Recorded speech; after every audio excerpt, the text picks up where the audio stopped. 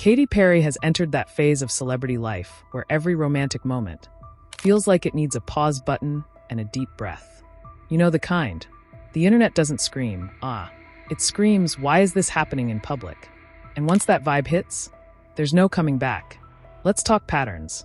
Because at this point, it's not dating, it's performance art. Every appearance feels slightly off, slightly staged, and aggressively awkward.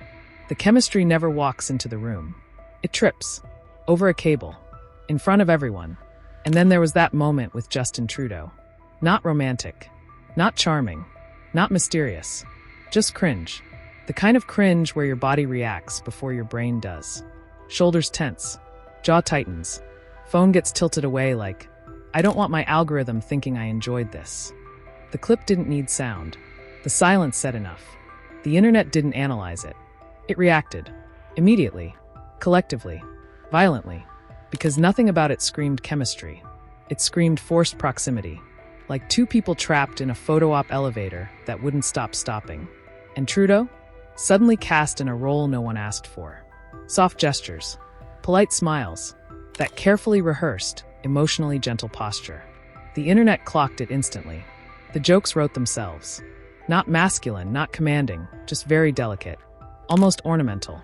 People weren't angry. They were amused. Confused. Mildly embarrassed for them.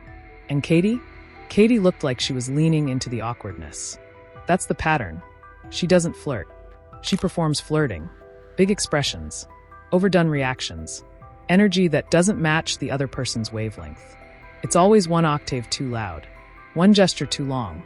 One smile held a second past its expiration date. And social media? Oh, social media smelled blood. Clips slowed down. Paused. Captioned. Memed within minutes.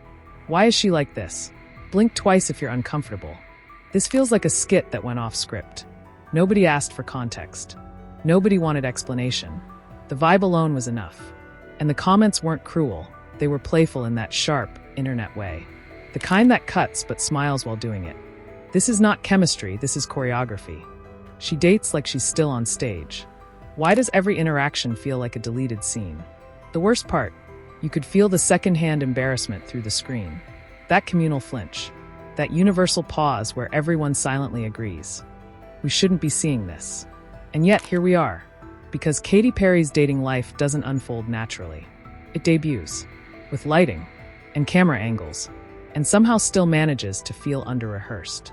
The Trudeau moment didn't spark romance rumors. It sparked reaction videos. That's how you know it missed.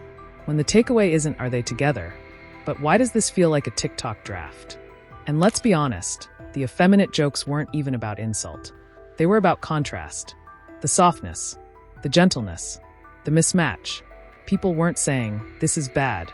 They were saying, this pairing looks like it came from two different genres.